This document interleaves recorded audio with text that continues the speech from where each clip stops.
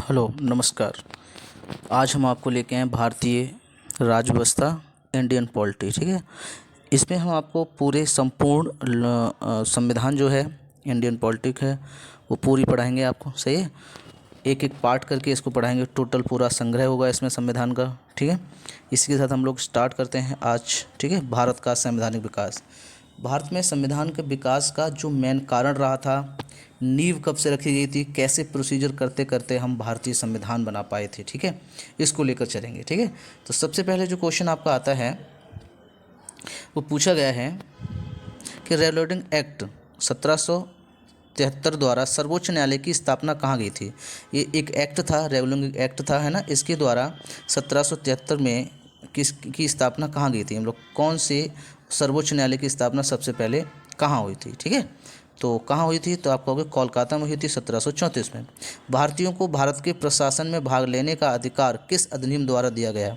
जो भारत के प्रशासन में भाग लेने की कोई भी जो जॉब है, कोई भी सरकारी कामकाज है, उसमें भारतीयों को भाग लेने की बात कब कही गई थी या किस अधिनियम के तहत कही गई थी या कब रखा गया था उसको, तो उसकी बात करते हैं। तो वो रखा गया था चार्टर्ड एक्ट 1833 द्वारा। ठीक है, ये चार्टर्ड एक्ट हैं, उन्हीं के द्वारा हमारे हल्के हल्के हमें जैसे राज्यों में है या फिर सरकारी कामकाजों में भाग लेना है, खेलने में है, पढ़ने में है, इन्हीं एक्ट के द्वारा ही उनमें हमें क्या मिलती गई थी, जगह मिलती गई थी। ठीक है, भारतीय संविधान परिषद को बजट पर बहस करने की शक्ति किस अधिनियम के द्वारा दी गई। भारत के जो लोग हैं, भारत के जो राजनेता हैं, उनको बजट में बहस करने की शक्ति जो दी गई थी वो किस अधिनियम के द्वारा दी गई थी, भारत के किस अधिनियम के द्वारा। तो ये आपको ध्यान रखना है। ठीक है, तो किसके द्वारा दी गई थी, भारत परिषद अधिनियम 1892। ये जब एक्ट हम लोग करवाएंगे तो उसमें आपको समझाएंगे पूरा करके कैसे कैसे एक्ट थे। ठीक है, एक्ट लाइन से बने हुए हैं, अलग अलग एक्ट बनते हुए आए और बाद में हमारा एक्ट बन के आया, अधिनियम 1935 बन के आएगा, उसी के बाद हमारा संविधान की नींव रखी जाएगी। ठीक है, इस तरह से ये सब चले थे। ठीक है, नेक्स्ट बात कर लेते हैं हम लोग। अगली बात करी गई है कि केंद्रीय विधानमंडल सर्वप्रथम किस अधिनियम द्वारा द्वितीय सदनीय बनाया गया। ठीक है, केंद्रीय विधानमंडल जो था उसे द्विसदनीय कब बनाया गया था, कौन से अधिनियम के तहत बनाया गया था। ठीक है, तो इसकी हम लोग बात कर लेते हैं। और ये बनाया गया था 1919 के भारतीय अधिनियम द्वारा। किसके द्वारा, 1919 के भारतीय अधिनियम द्वारा बनाया गया था। भारत के राष्ट्रपति को अध्यादेश निर्गत करने की शक्ति मूलतः किस अधिनियम से प्रेरित है। जो अध्यादेश राष्ट्रपति लेके आता है वो शक्ति किस अधिनियम के तहत उसको प्राप्त है, तो आप कहेंगे भारत अधिनियम 1935। ठीक है, क्या, भारतीय अधिनियम 1935। ठीक है, अब हम जो आपको एक्ट के बारे में बता रहे थे उनकी एक संक्षिप्त जानकारी लेते हैं कि कैसे हुए थे। देखिए, जब भारत में अंग्रेज आए थे तो वहाँ पर उस टाइम पे ब्रिटिश सरकार का कोई योगदान नहीं था। किसका नहीं था, ब्रिटिश सरकार का। ठीक है, उस टाइम पे एक कंपनी आई थी जिसे हम ईस्ट इंडिया कंपनी के नाम से जानते हैं। ठीक है, तो कुछ एक्ट जो थे वो ईस्ट इंडिया कंपनी के द्वारा बनाए गए थे और कुछ जो एक्ट थे वो ब्रिटिश क्राउन के द्वारा बनाए गए। ब्रिटिश क्राउन मतलब ब्रिटिश जो सरकार वहाँ चला करती थी उनके अधिनियम बनाए गए थे। ठीक है, ऐसे करके, और उन्हीं के सहारे हमारा क्या बना था, संविधान बना था। तो सबसे पहले जो हम चल रहे हैं वो क्या, संविधान की जो प्रोसीजर थी वो क्या था उसको समझते हुए चल रहे हैं। तो देखिए, ईस्ट इंडिया कंपनी के अंतर्गत बनाए गए कौन कौन से थे, हम उनकी बात करेंगे। ब्रिटिश क्राउन के द्वारा कौन से बनाए गए थे, बहुत इंपॉर्टेंट बात करेंगे। ये जो हम सीरीज चलाएंगे पूरी आपकी संविधान की, ये एसआई, पुलिस, है ना, लेखपाल, पैट, इन सब के लिए मोस्ट इंपॉर्टेंट रहेगी। ठीक है, आप लोग ध्यान है। और हमारा वीडियो अगर आपको पसंद आए, हमारी जानकारी अच्छी लगे, ठीक है, एक पीडीएफ के रूप में, ठीक है, तो आप हमारे चैनल को लाइक करें, ठीक है, सब्सक्राइब करें और अपने दोस्तों को शेयर करें जिससे उन्हें भी ये लाभ मिल सके। ये पूरी सीरीज आपको संविधान की मिलेगी। ठीक है, बिल्कुल फ्री होगी, कोई इसमें वो नहीं है। ठीक है, चलिए तो बात करते हैं ईस्ट इंडिया कंपनी के द्वारा कौन कौन से एक्ट बनाए गए थे। पहला हमारा आता है रेगुलेटिंग एक्ट। ठीक, कौन सा है, रेगुलेटिंग एक्ट, जो कब आया था, तो आप कहोगे 1773 में। ये पहला था। अगर आपसे क्वेश्चन बना के पूछता है, इतिहास में भी पूछ सकता है कि ईस्ट इंडिया कंपनी के द्वारा सबसे पहला कौन सा एक्ट बनाया गया था, तो आप कौन सा बताएंगे, रेगुलेटिंग एक्ट था जो 1773 में बनाया गया था। कब बनाया था, 1773 में। ठीक है, पहला ईस्ट इंडिया कंपनी के द्वारा बनाया गया था, ध्यान रखना। हम ये एक्ट आपको बाद में एक्सप्लेन से भी पढ़ाएंगे। ठीक है, पूरी वीडियो, ठीक है, तो ध्यान रखना। अभी हम शॉर्ट में बताते हैं आपको। फिर उसके बाद जो दूसरा आया था वो पिट्स इंडिया एक्ट आया था जो 1784 में आया था।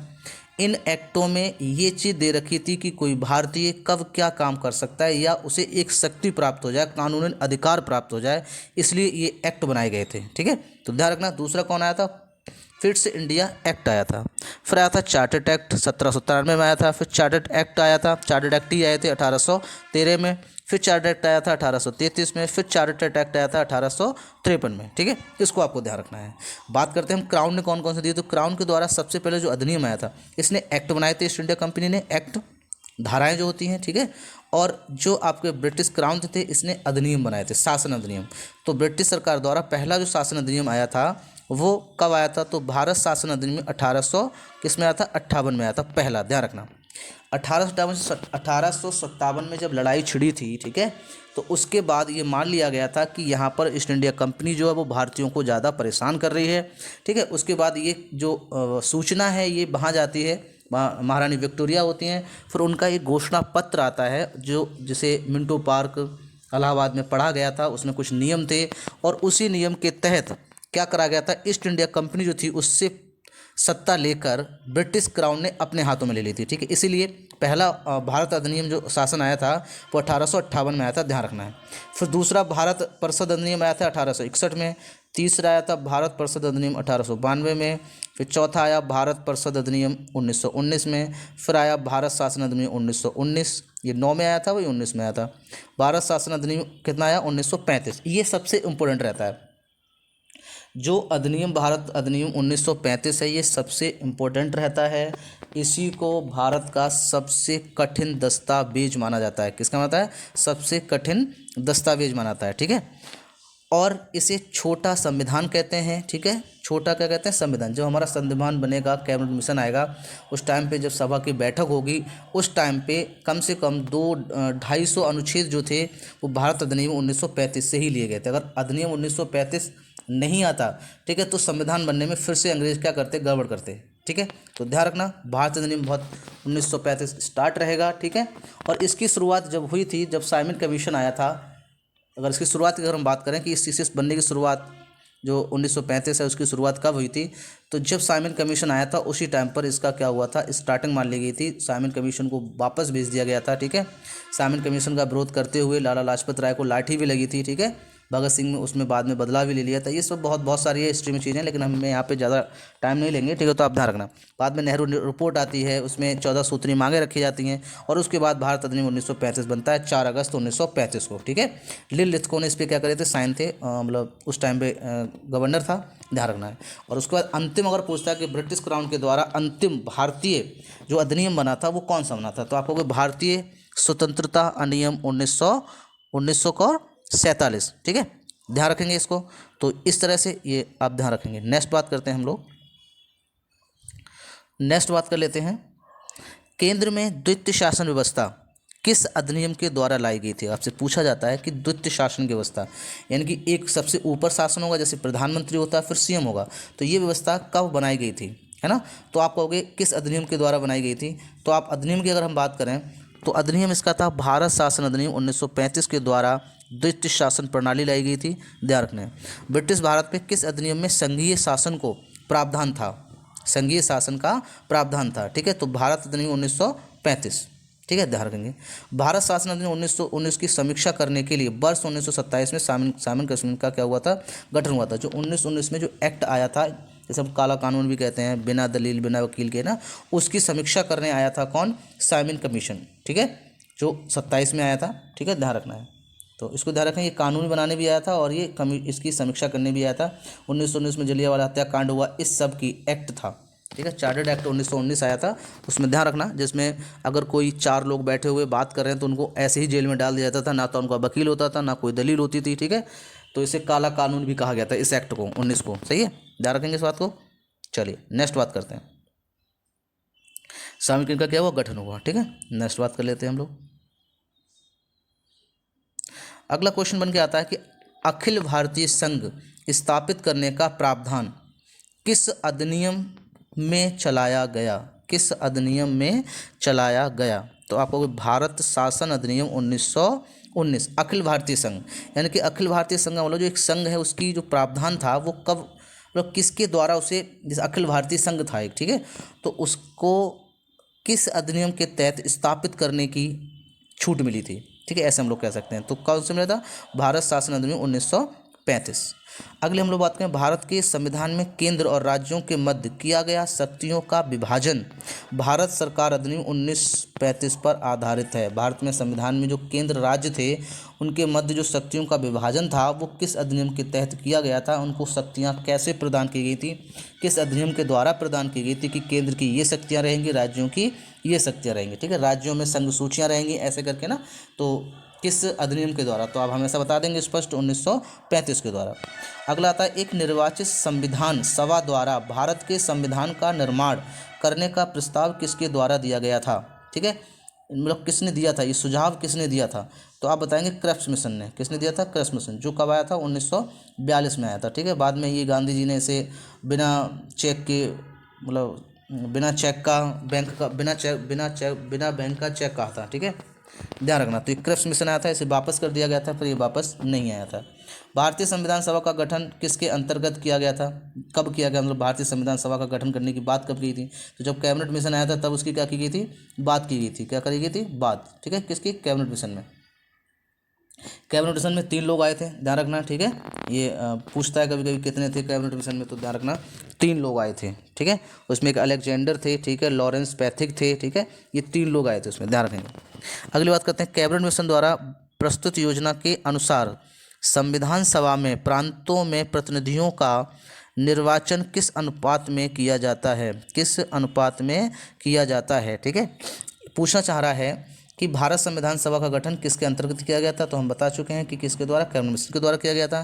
कैबिनेट मिशन द्वारा प्रस्तुत योजना के अनुसार संविधान सभा के प्रांतों में प्रतिनिधियों का निर्वाचन किस अनुपात में किया गया था, मतलब कितने लोगों पर एक वो रखा जाएगा प्रतिनिधि, तो 10 लाख जनसंख्या का जो एक सदस्य चुना जाएगा, 10 लाख जनसंख्या पर क्या चुना जाएगा, 10 लाख जनसंख्या पर एक सदस्य चुना जाएगा, ठीक है, यानी कि 10 लाख जहाँ की संख्या होगी वहाँ पे एक प्रतिनिधि दिया जाएगा, जैसे हम लोग विधायक एमएलए होते हैं वैसे, ठीक है।